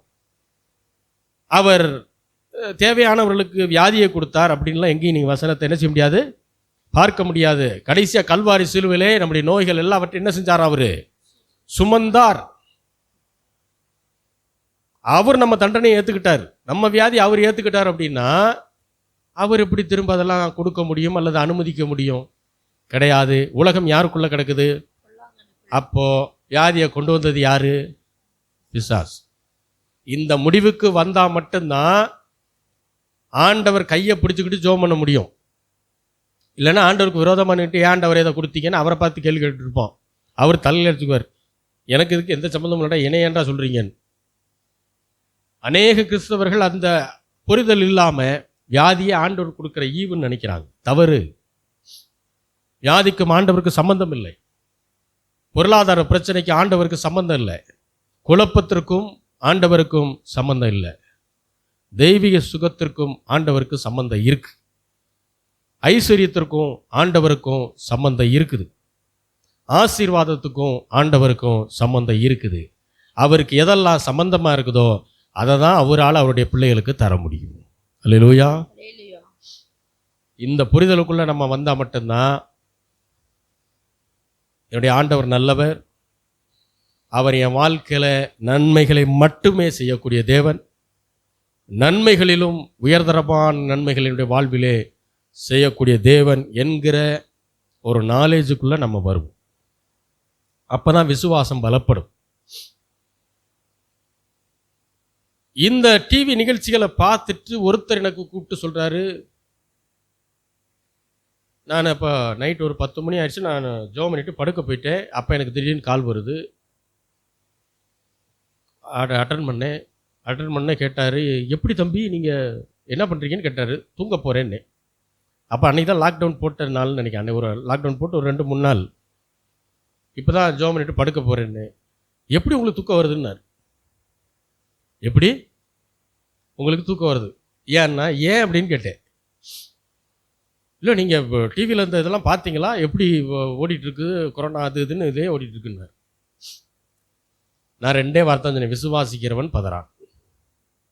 விசுவாசிக்கிறவன் பதறான், பதற மாட்டான். இந்த நோயை கண்டுபிடிச்சதுனால இன்னைக்கு டிவியே பேசுது. இந்த காற்றை தான் நம்ம சுவாசிக்கிறோம். இந்த காற்றுல எத்தனை கெட்ட பாக்டீரியா இருக்குது, எத்தனை கெட்ட வைரஸ் இருக்குன்னு உங்களுக்கு எனக்கு தெரியுமா? தெரியாது. உள்ளே போயிட்டு காற்று உள்ளே போய் வெளியில் வருது. அப்போ பாதிக்கணும்னு நினச்சிருந்தா அது பாதிக்க முடியுமா முடியாதா? நம்மளை பேர் தெரியாத வைரஸ் நம்மளை பாதிக்க முடியுமா முடியாதா? பாதிக்க விடாமல் வச்சிருக்கிறது யாரு? ஆண்டவர். இப்போ அவருக்காக தான் சொன்னேன், விசுவாசிக்கிறவன் ஒரு நாள் என்ன செய்ய மாட்டான், சூழ்நிலைகளை பார்த்து பதற மாட்டான். அதனால் பதறாதீங்க. அப்போ நானும் சொன்னேன், பாதாளத்தின் வாசல்கள் ஒரு நாளும் சபை என்ன செய்ய முடியாது, மேற்கொள்ளவே முடியாது. ஏன்னா பாதாளத்தில் தான் பிசாசு இருக்கான், பேய் இருக்குது, வியாதி இருக்குது, நோய் நொடி, விஷ ஜந்துக்கள் எல்லாம் அங்கே தான் இருக்குது. அது ஒரு நாளும் சபையை, ஆலயத்தை, உங்களை, என்னை மேற்கொள்ளவே முடியாது. எப்பயுமே அந்த நாலேஜில் நீங்கள் இருக்கணும். ஆனால் வருதே பாஸ்டர், திடீர்னு வியாதி வந்துடுதே, அது பாலா போன உலகத்தில் இருக்கும், அதனால் வருது. பரலோகத்தில் இருந்தால் வராது. புரியுதா உங்களுக்கு? பூமியில் மனுஷனாக இருக்கிறதுனால வருது. பரலோகத்தில் தேவனுடைய பிள்ளையாக இருக்கும்போது வியாதிக்கு இடமே இல்லை, ஏன்னா அங்கே வியாதி இல்லை. அப்போ பிசாசுனுடைய கர்ஜனையை நாம் என்ன செய்யக்கூடாது, அது துயரமான வார்த்தைகளை அதிகமாக என்ன செய்யக்கூடாது, அதை காதில் வாங்கக்கூடாது. அதை வாங்க ஆரம்பிச்சிட்டோன்னா பிசாசனுடைய குடும்பத்தை அவன் என்ன செய்ய ஆரம்பிச்சிருவான், கெடுக்க ஆரம்பித்து விடுவான். தனிப்பட்ட வாழ்க்கையை கெடுக்க ஆரம்பிச்சிருவான், தொழிலை கெடுக்க ஆரம்பிச்சிருவான். பிஸ்னஸே பண்ணுறவங்களுக்கு சொல்கிறேன், ஒரு நாள் நெகட்டிவான வார்த்தைகள் என்ன செய்யாதீங்க, பிஸ்னஸ் பண்ணும்போது பேசாதீங்க. நீங்கள் சின்ன லெவல் பண்ணுறீங்கனாலும் சரி, பெரிய லெவல் பிஸ்னஸ் பண்ணுறீங்கனாலும் சரி, நெகட்டிவான வார்த்தையில் ஒரு நாளும் பேசக்கூடாது. வாழ்க்கையின் வெற்றிக்கான ரகசியம் என்ன தெரியுமா? விசுவாச வார்த்தைகளை பேச ஆரம்பிச்சிட்டிங்கன்னா 50% வெற்றி உறுதியாயிரும். அவிசுவாசமான வார்த்தைகளை பேசுகிறத நிப்பாட்டிட்டிங்கன்னா மீதி 50% வெற்றியும் என்ன செஞ்சிடும், உறுதியாக. அப்போ முதல்ல அவிசுவாசமான வார்த்தைகளை பேசுவதை முதல்ல நிறுத்திடணும். அப்போ 50% நம்ம வெற்றி அடைஞ்சிருவோம். ஏன் அப்படி சொல்கிறீங்க அப்படின்னு கேட்டிங்கன்னா, ஆண்டவர் ஊழிய செய்த நாட்களில் எந்த இடத்துலையுமே நெகட்டிவாக அவிசுவாச வார்த்தைகளை தேவன் பேசவே இல்லை. அடிக்கடி நான் சொல்கிற உதாரணம், எல்லாம் படகுல போயிட்டு இருக்காங்க. ஆண்டவர் என்ன பண்ணார், கீழே போய் தூங்கிட்டு இருந்தார். ஏன்னா அவர் தூங்குற டைம் அதுதான். இந்த மாதிரி ட்ராவலில் இருக்கும்போது தூங்கிக்கிறார். ஏன்னா பகல்லாம் ஊழியம் செய்கிறாரு, ராத்திரி பூரா ஜோம் பண்ணுறாரு. அப்போ தூங்குறது ட்ராவல் பண்ணும்போது தான் தூங்குறாரு. இப்போ பயங்கர கடல் கொந்தளிக்குது, காத்தடிக்குது, எல்லாரும் பதட்டமாகறாங்க. இதில் பேதுருலாம் கடலை கரைச்சி குடித்த மனுஷன் இல்லையா, அவர் ஒரு மீனவ குடும்பத்தை சேர்ந்தவர். அவரை மாதிரி 2-3 பேர் இருந்திருப்பாங்க கண்டிப்பாக. அவங்களே பயப்படுறாங்க. ஆண்டவரை போய் என்ன செய்கிறாங்க, எழுப்புறாங்க. எழுப்பும்போது என்ன சொன்னாங்க தெரியுங்களா, நாங்கள் செத்துக்கிட்டு இருக்கோம், நீங்கள் என்ன தூங்கிட்டு இருக்கீங்க அப்படின்னு. இப்போ ஆண்டவர் இடத்துல நானும் அந்த ஏன்டா பேசிட்டு தானே இருக்கிறேன், செத்துக்கிட்டு இருக்கேங்கிற அப்படின்னு இருப்பேன் நான். ஆண்டவர் நல்லவர் பாருங்க, அப்படிலாம் எந்த கமெண்ட்டும் பண்ணல. நாங்கள் மடிந்து கொண்டிருக்கிறோம் அப்படின்றாங்க. அவர் நிமிர்ந்து இப்படியே பார்த்தாரு. பார்த்துட்டு எந்திரிச்சு காற்றையும் கடலையும் என்ன செய்தார், அதட்டினார் இல்லையா. உடனே அமைதல். அவர் எந்திரிச்சு நின்றுக்கிட்டு இவங்களோட சேர்ந்து, ஆமாப்பா இது எப்போ இருந்து அடிக்குது, இவ்வளோ காற்றா இருக்குது, கடல் கூட பயங்கரமாக கொந்தளிக்குதே, துடுப்பு நல்லா போடுங்க, இப்படியா பேசிகிட்டு இருந்தார் எல்லாரோடையும் சேர்ந்து. புரியுதா உங்களுக்கு? சில காரியங்களை கொஞ்சம் எக்ஸ்பிளைன் பண்ணும்போது நல்லா புரியும். எல்லாரும் அப்படியே படகு ஆடுது, கப்பலே ஆடுது அப்படின்னும் போது எல்லாரும் ஒவ்வொரு சைடு பிடிச்சிக்கங்க, நானும் ஒரு சைடு பிடிச்சிக்கிறேன் அப்படின்னு ஆண்டவர் சொல்லலை. இவங்களோட சேர்ந்துக்கிட்டு, ஆமாம் காற்று பயங்கரமாக வீசுது, கடல் பயங்கரமாக கொந்தளிக்குதுப்பா, நானும் இத்தனை வருஷம் வாழ்க்கையில் இப்படி பார்த்ததே இல்லைப்பா அப்படின்னா ஆண்டவர் என்ன செய்யலை, இவங்களை போல அவிசுவாசமாக பேசலை. ஆண்டவர் என்ன தான் பேசினார், அங்கே அவருக்கு என்ன வேணுமோ அதை பேசினார். அல்லேலூயா. அங்கே சூழ்நிலை எப்படி இருக்க வேண்டுமோ அதை பேசினார். அதுதான் விசுவாசம் உள்ள ஜெபம். இறையாதே அமைதலாக இருந்தார். கமாண்டிங் தான். அப்படியே ஒரு 5 நிமிஷத்தில் எல்லாம் சால்வ் ஆயிடுச்சு. எல்லாம் என்ன பண்ணிட்டாங்க, பயந்துட்டாங்க. இவர் யாரோ, எப்படிப்பட்டவரோ, காற்றும் கடலும் இவருக்கு கீழ்ப்படுகிறதுன்னு எல்லாருக்கும் ஆச்சரியம், பயம். அப்போ நினச்சிருப்பான், இவர்கிட்ட போய் நம்ம செத்துக்கிட்டு இருக்கோம்னு சொல்லியிருக்கோம், இப்போ அதுக்கு வேற 2 டோஸ் விட்டாலும் விடுவாருன்னு அப்படியே நின்றுப்பான். ஆண்டவர் சொன்னார், அற்ப விசுவாசிகளை ஏன் சந்தேகப்பட்டீங்க. ஆண்டவர் என்ன விரும்புகிறாரு தெரியுங்களா, அவங்க எந்திரிச்சு அந்த காற்றையும் கடலையும் அதட்டிடுவாங்கன்றத கூட ஆண்டவர் நினைக்கல. அவங்க விசுவாசமாக பேசணும்னு ஆண்டவர் நினைச்சார். அதை தான் ஆண்டவர் அவர்களுக்கு கற்றுக் கொடுத்தார். இது ஒருவேளை புரியலைன்னா புரிய வைக்கிறதுக்கு தான் என்ன செஞ்சாரு, அத்தி மரத்தை பார்த்து என்ன செஞ்சாரு, நெகட்டிவா பேசுறார். ஏன்னா அத்திமரம் கனி கொடுக்கக்கூடிய காலகட்டம் கிடையாது, அது ஆண்டவருக்கு நல்லா தெரியும். ஸோ அத்திமரம் சரியாக தான் இருக்குது, அது கரெக்டாக தான் இருக்குது, அதனுடைய காலம் கிடையாது, அதனால அது கனி கொடுக்கல. இவர் பசியா இருந்தாரு, அதனால வந்து பார்த்தாரு, பழம் இல்லைன்னு நம்மளை மாதிரி டென்ஷன் ஆகி சபிச்சிட்டாருன்னு நினைக்கிறோம். நமக்கு தான் பசி நேரத்தில் சாப்பாடு வரலைன்னா டென்ஷன் ஆகும், கோவம் வரும், யாரையாவது கத்திக்கிட்டு இருப்போம். இது நம்ம பழக்கம். நம்மளை வச்சு ஆண்டவர் என்ன செய்யக்கூடாது, எடை போட கூடாது. ஆண்டவருக்கு பசி இருந்தது உண்மை, பழம் இருக்குமான்னு பார்த்தாரு. பார்க்கும்போதே அவருக்கு தெரிஞ்சிருக்கும் இது பழம் கொடுக்குற காலம் கிடையாது இது. ஆனால் ஆண்டவர் ஏன் சபிச்சார்னா, வார்த்தையினுடைய வல்லமையை தன்னுடைய சீடர்களுக்கு அவர் சொல்லி காமிக்கணும், அதை நிரூபிக்கணும். ஒரு ப்ராக்டிக்கல் டெமான்ஸ்ட்ரேஷனை ஆண்டவர் அங்கே செய்கிறாரு. நெகட்டிவாக பேசினா என்ன நடக்கும்ன்றத பாருன்னு காமிச்சார். சபிச்சாரு, சபிச்சுட்டு எருசலேமுக்குள்ள போயிட்டாரு, ஊழியங்களை செஞ்சுட்டு திரும்ப வர்றாரு. பேதுரு தூரத்திலே பார்த்துட்டு சொல்கிறான், ஆண்டவரே நீ சபித்த அத்தி மரம் என்ன செஞ்சிருச்சு. ஆண்டவர் சொல்றார், எனக்கு அது முதல்லே தெரியும், நான் எப்போ சொன்னேனோ அப்போவே அது பட்டு போயிரும்ன்றது எனக்கு தெரியும். ஆண்டவர் அதை நிமிர்ந்து பார்க்கல, பேதுரு சொன்னதுக்கு அப்புறம் தான் பார்க்குறார். ஏன்னா ஆண்டவருக்கு தெரியும் நான் பேசினது நடக்கும்னு. அப்போ சீசர்கள்ட்ட அதை காட்டுறாரு. நெகட்டிவாக பேசுனா பார்த்தியா ஒரு மரமே பட்டு போயிடுச்சு. அதுக்கு இன்னொரு காரணமும் இருக்குது. ஆண்டவர் ஏன் ஒலிவ மரத்தை அப்படி சொல்லலை, அத்தி மரத்தை தான். ஏன்னா இந்த அத்தி இலை தான் எங்கே போச்சு? ஏதேன் தோட்டத்தில் பாவத்தை மறைக்கிறதுக்கு இந்த மரம் தான் இலையை கொடுத்துச்சு. இதனுடைய தாத்தா மரம். அதனால தான் என்ன பண்ணிட்டாரு, அத்தி மரத்தை சபிச்சார். அல்லேலூயா. ஆண்டவர் எந்த இடத்துலையும் அவிசுவாச பேச்சை, எதிர்மறையான பேச்சை பேசலை. இஸ்ரவேல் ஜனங்கள் அவங்க இருக்கும்போது கானான் தேசத்தை வேவு பார்க்கும்போது 12 பேர் அனுப்புகிறாங்க இல்லையா? 12 பேர்த்தில் 10 பேர் வந்து என்ன தான் பேசுனாங்க? அவிசுவாசமாக தான் பேசுனாங்க. ஆண்டவர் மோசேவை ஃபஸ்ட்டு அழைத்து இஸ்ரவேல் ஜனங்களை எகிப்து தேசத்திலிருந்து விடுவிக்க வேண்டும் என்று சொல்லும்போது மோசே கிட்ட அவர் சொன்ன வார்த்தை என்ன தெரியுமா?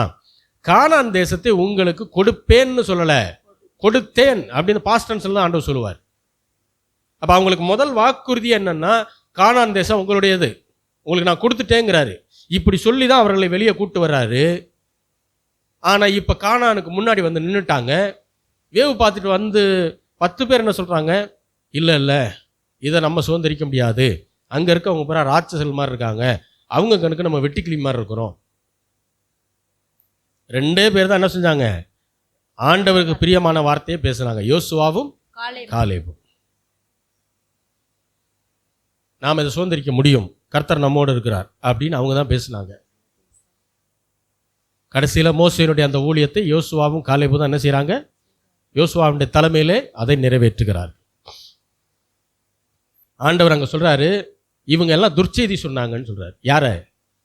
அவிசுவாசமாக பேசினவங்களை பார்த்து ஆண்டவர் சொல்கிறாரு, நீங்கள் எல்லாம் துர்ச்செய்தி பேசுனீங்க. அப்போ அவிசுவாச பேச்சு ஆண்டவருடைய பார்வையில் என்னவா இருக்குது? அது துர்ச்செய்தினா இன்னும் தமிழில் சொல்லணும்னா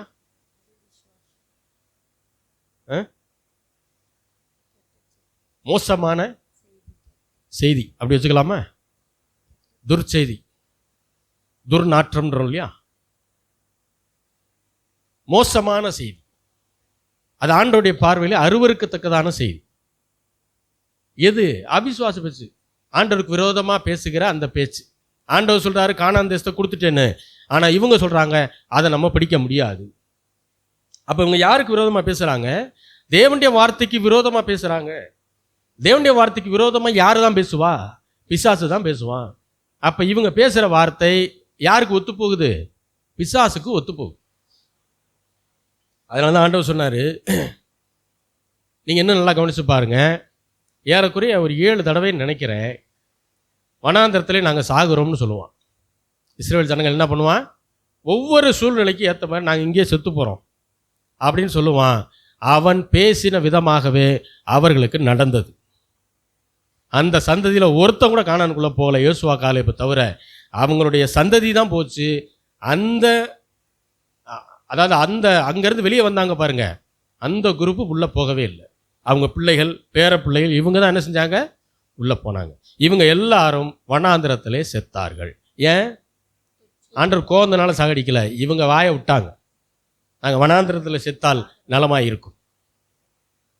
இதை பேசினாங்க. சாவை பேசினா செத்து ஒளிஞ்சான். ஆண்டவர் அவர்களை அதற்காக அழைக்கலை.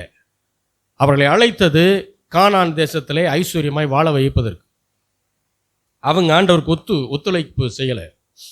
வேற வழி இல்லாமல் வனாந்தரத்தில் அந்த சந்ததி அழிந்தது. அவருடைய பரம்பரை, அவங்க பிள்ளைகள் தான் என்ன செஞ்சாங்க? கானான் தேசத்துக்குள்ளே போனாங்க. அந்த சந்ததியில் யோசுவாவும் காலேபையும் தவிர வேற யாரும் கானான் தேசத்துக்குள்ளே என்ன செய்யலை? போக முடியவில்லை.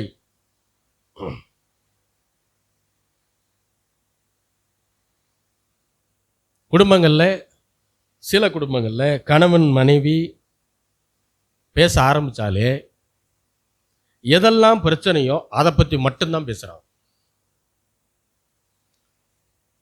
ஒரு நல்ல கான்வர்சேஷன் அங்கே இருக்கிறதே இல்லை. எது பிரச்சனையோ பிரச்சனையை பற்றி மட்டுமே பேசிகிட்டு இருப்பாங்க. நல்லா புரிந்து கொள்ளுங்கள். உங்கள் வீடு என்னைக்கு நிம்மதியான சூழ்நிலையாக இருக்குதோ அன்னைக்கு உங்கள் கணவரோ உங்கள் மனைவியோ உங்கள் வீட்டில் இருப்பாங்க அதிக நேரம். இல்லைன்னா அதிக நேரம் எங்கே இருப்பாங்க? வெளியில் இருப்பாங்க. வெளி சூழ்நிலையை விட வீட்டு சூழ்நிலை சமாதானமாக இருக்க வேண்டும், நிம்மதி தருகிற இடமாக அது இருக்கணும். கணவன் மனைவி பேச ஆரம்பித்தாலே பிரச்சனையை மட்டுமே பேசுனீங்கன்னா அந்த இடம் பிசாசுனுடைய இடமா மாறிடும். பிரச்சனையை மாற்றுகிற வார்த்தையை பேசி பழகணும். பிரச்சனை என்ன செய்யக்கூடாது? பிரச்சனையை பற்றி பேசுகிறத விட பிரச்சனையை பார்த்து என்ன செய்யணும்? தேவனுடைய வசனத்தை பேசணும். அல்லேலூயா. யோபு புஸ்தகம் 37வது அதிகாரம் 4-5 வசனங்கள். யோபு 37.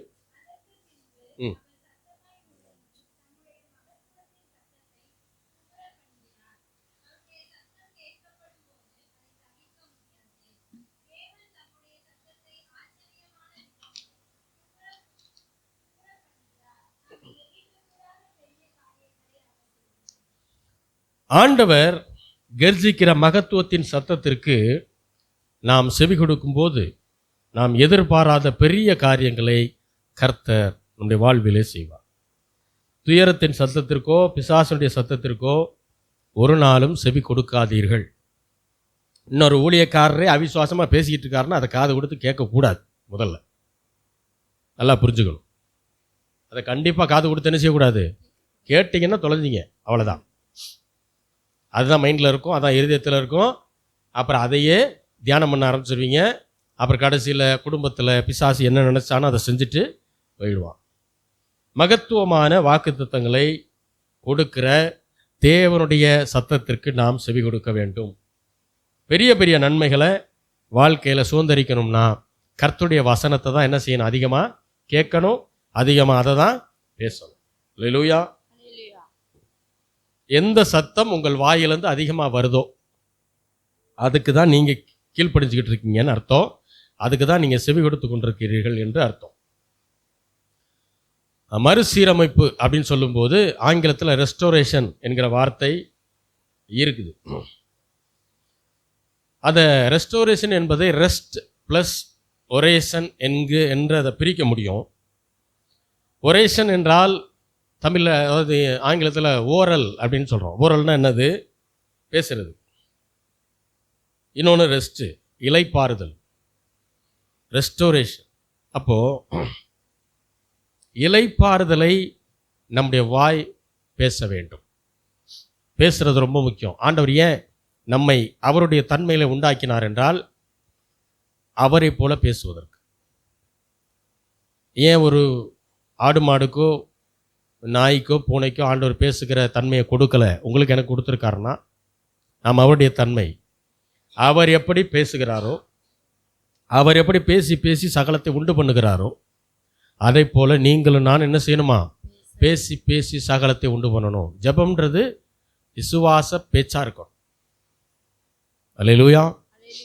குடும்பத்தில் குழப்பமாக இருக்குன்னா, ஆண்டவரே என்னுடைய குடும்பத்தினுடைய குழப்பங்கள் எல்லாம் உம்முடைய வசனத்தை வைத்து நான் ஜெபிக்கிறேன், உம்முடைய வார்த்தை நான் பேசுகிறேன், எல்லா குழப்பங்களும் இயேசுவின் நாமத்திலே தீர்ந்து போவதாக நீங்கள் சொல்லணும். தீருங்க ஆண்டவரே இல்லை.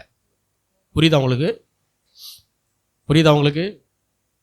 அவர் என்ன சொல்லுவார்னா, எல்லாம் முடிந்தது, எல்லாம் செஞ்சிட்டேன் நான் கல்வாரி சிலுவையில்.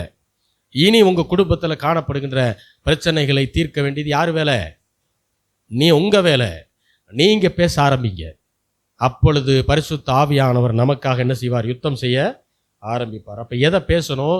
துயரத்தை பேசி கொண்டிருக்கக்கூடாது, துன்பத்தை பேசி கொண்டிருக்கக்கூடாது. தேவனுடைய இளைப்பாறுதலை என்ன செய்யணுமா? வாயை திறந்து அதை தான் பேசணும். அல்லேலூயா. மகத்துவத்தின் சத்தத்தை காது கொடுத்து கேட்டோம்னா மகத்துவமான பெரிய காரியங்கள் நம்முடைய வாழ்க்கையில நடக்க ஆரம்பிக்கும். அழுகையின் சத்தத்தையோ துயரத்தின் சத்தத்தையோ காது கொடுத்து கேட்டோம் அப்படின்னா துயரமான காரியங்கள் தான் நம்முடைய வாழ்வில் என்ன செய்யும்?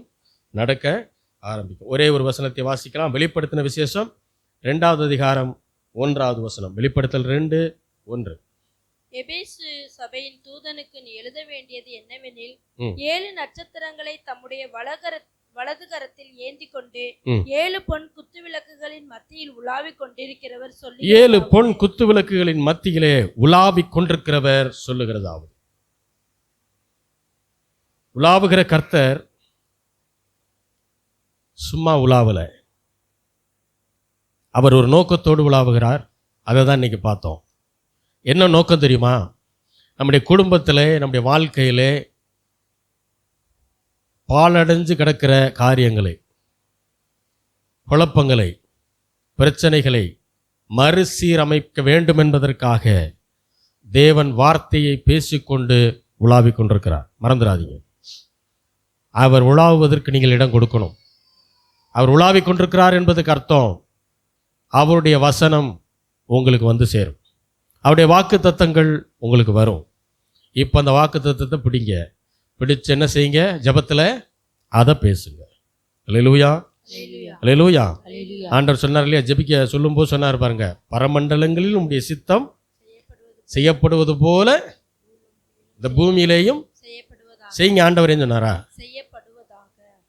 நாம் நிறைய நேரம் அப்படி தானே ஜெபிக்கிறோம். குடும்பத்தில் ஆண்டவரே பிரச்சனையை தீர்த்து கொடுங்க ஆண்டவரே சொல்கிறோமா இல்லையா? ஆனால் ஆண்டவர் எப்படி ஜெபம் பண்ண சொல்லி கொடுத்தாரு? பரமண்டலங்களில் உம்முடைய சித்தம் செய்யப்படுவது போல பூமியிலேயும் செய்யப்படுவதாக அப்படின்னு சொல்றார். பரமண்டலங்களில் அவருடைய சித்தம் என்ன, பரலோகத்தில் அவருடைய சித்தம் என்ன இருக்குது, அவருடைய விருப்பம் என்னவா இருக்குது? அங்கே வியாதி இல்லாமல் இருக்குது, பரலோகத்தில் பணப்பிரச்சனை இல்லை, பரலோகத்தில் பாவமோ சாப கட்டுகளோ கிடையாது, அங்கே மகிழ்ச்சி இருக்குது, சந்தோஷம் இருக்குது, நிறைவு இருக்குது, எல்லாமே அங்கே ஒரு சந்தோஷமான இடமா இருக்குது. அப்போ பரலோகத்திலே தேவனுடைய சித்தம் என்னதான்? சந்தோஷம். அந்த சந்தோஷம் பூமியிலே செய்யப்படுவதாக அப்படின்னு நம்ம சொல்கிறோம்னா, என் குடும்பத்தில் செய்யப்படுவதாக அப்படின்னு சொல்கிறோம்னா, நம்முடைய சபையில் செய்யப்படுவதாகன்னு சொல்கிறோம்னா, அது உங்கள் எல்லாருடைய வாழ்க்கையிலையும் வந்து என்ன செய்யணுமா? அதே பரலோகத்தின் சந்தோஷம் உங்கள் வாழ்க்கையிலையும் பலிக்க வேண்டும் அப்படின்னு நான் சொல்கிறேன்னு அர்த்தம். இதை நீங்கள் ஒவ்வொருத்தரும் என்ன செய்யணும்? ஜெபிக்கும்போது சொல்லணும். அல்லேலூயா. அடுத்து என்ன சொன்னார்? ஆண்டவரே அன்றன்றைக்கு வேண்டிய ஆகாரத்தை எங்களுக்கு தாருன்னு சொன்னார் இல்லையா? நான் ஏற்கனவே சொன்னேன், வேண்டிய ஆகாரம். இப்போ யாரும் டெய்லிலாம் போய் பொருள் வாங்கி சமைக்கிறது இல்லை, மொத்தமாக வாங்கி வச்சிடறோம், அப்படி தான் சமைக்கிறோம். அன்னன்னைக்கு என்ன ஆகாரம்ன்றத நம்ம ஆண்டவரை பார்த்து நின்று அப்படிலாம் நம்ம வாங்குறது இல்லை, மொத்தமாக வாங்கி வச்சிடறோம், நம்ம தான் முடிவு பண்ணுறோம். அதை முடிவு பண்ணுறோம் பாருங்கள், அங்கே தான் இருக்குது விஷயமே. அன்னைக்கு என் உடம்புக்கு என்ன ஆகாரம் தேவையோ அதை தான் நம்ம சமைப்போம். அல்லேலூயா. நாம் என்ன நினைப்போம்? டெய்லி என்ன சமைக்கிறதுன்னு அதே ஒரு பெரிய யோசனையாக இருக்குது அப்படின்னு நம்ம நினைப்போம். ஆனால் ஆண்டவர் தான் உங்களுக்கு அந்த யோசனையை தர்றார். காலைல எந்திரிக்கும் போது இன்றைக்கி இதை செய்யலாம்னு ஒரு யோசனையில் எந்திரிச்சிருப்பீங்க, ஆனால் கடைசியில் செஞ்சது வேற யார். எப்படி இது மாறிச்சு தெரியாது. தெரியலங்க, எனக்கே வந்துருச்சு, நான் மாற்றிட்டேன், நான் அதை நாளைக்கு பார்த்துக்கலாம். ஏன்னா அன்றைக்கு அந்த ஆகாரம் தான் உங்களுடைய சரீரத்துக்கு தேவை, அன்றைக்கு அந்த ஆகாரம் தான் உங்கள் கிட்னிக்கு தேவை, அன்றைக்கு அந்த ஆகாரம் தான் உங்கள் இருதயத்துக்கு தேவை, அந்த ஆகாரம் தான் உங்கள் நுரையீரலுக்கு தேவை. ஏன்னா அங்கே என்ன பிரச்சனை இருக்குன்னு உங்களுக்கு தெரியாது. அப்போ அன்றன்றைக்கு தேவையான ஆகாரத்தை, வேண்டிய ஆகாரத்தை எங்களுக்கு இன்று தாரும்னு நம்ம ஜெபிக்கும்போது இன்றைக்கு அதனுடைய அர்த்தம் இதுதான். அல்லேலூயா, அல்லேலூயா. உலாவுகிற கர்த்தருக்கு குடும்பத்திலேயும் தனிப்பட்ட வாழ்க்கையிலும் தொழிலையும் ஊழியத்திலையும் இடம் கொடுங்கள், அவர் சகலத்தையும் மறுசீரமைத்து விடுவார். அல்லேலூயா. எல்லாம் திரும்ப கட்டப்படும் உங்கள் வாழ்க்கையில், பயப்படக்கூடாது. எல்லாமே இடிஞ்சு போட்டுச்சு சார், கடைசியாக ஒரு கல் தான் இருக்குது, அது எப்போ நொறுங்க போகுதுன்னு தெரியல அப்படின்னு நீங்கள் நினைக்கலாம். அவர் தான் மூளைக்கல்லாக இருக்கிறார், நாம் அவரை நம்பி வந்திருக்கிறோம். எல்லா கல்லும் உடைஞ்சு போனாலும் திரும்ப என்ன செய்வார்? புதுசாக கல்லை இறக்கி வச்சு கட்டிடுவார். அல்லேலூயா. அதை நம்புங்க, ஆண்டவரை நம்புங்க, உங்களே நம்பிடாதீங்க. உலகம் சொல்லுது தன்னம்பிக்கை ரொம்ப முக்கியம்னு. முக்கியம்தான், ஆனால் ஆண்டவரோட அது முக்கியம் கிடையாது. நீங்கள் உங்களே நம்புனீங்கன்னா நீங்களே உங்களை ஒரு நாள் கைவிட்டுருவீங்க. உங்களை நம்பாதீங்க, கர்த்தரை நம்புங்கள். அல்லேலூயா. காரணம் கர்த்தர் நல்லவர், நீங்கள் கர்த்தரால் ஆசீர்வதிக்கப்பட்டவர்கள். நம்ம எல்லாரும் ஜெபிக்கலாம். எங்களை நேசிக்கிற நல்ல தகப்பனே, ஆண்டவராகிய இயேசு கிறிஸ்துவின் நாமத்தில் நம்முடைய வருகிறோம். பிதாவே, என்னுடைய வாழ்க்கையில் உலாவிக் கொண்டிருக்கிற தேவனே உமக்கு நன்றி செலுத்துகிறோம். சகலத்தை மறுசீரமைப்பீராக, எல்லா உடைந்த உள்ளங்களும் தேற்றப்படட்டும். எல்லா பலவீனங்களும் பலமாய் மாறட்டும் ஆண்டவரே. எல்லா பண பிரச்சனைகளும் அழிந்து ஒளியட்டும் ஆண்டவர். உம்முடைய மகிமையின் ஐஸ்வர்யத்தினால் நிரப்புங்க. எல்லா வியாதி பிரச்சனைகளையும் தேவன் தாமே உம்முடைய தெய்வீக சுகத்தினால் எல்லா வியாதிகளையும் கட்டி துரத்துவீராக. உம்முடைய கிருபை, உம்முடைய ஆசீர்வாதம் ஜனங்கள் மேல் ஆண்டவரை தங்கி இருக்க வேண்டுமாய் ஜெபிக்கிறோம். அவருடைய குடும்பங்களிலே, சபையிலே, தனிப்பட்ட வாழ்க்கையிலே, தொழிலிலே, வேலை செய்கிற இடத்துல நீர் உலாவுவீராக. ஆசீர்வதியும். இயேசுவின் நாமத்தில் வேண்டிக் கொள்கிறோம் எங்கள் ஜீவனுள்ள நல்ல பிதாவே, ஆமென்.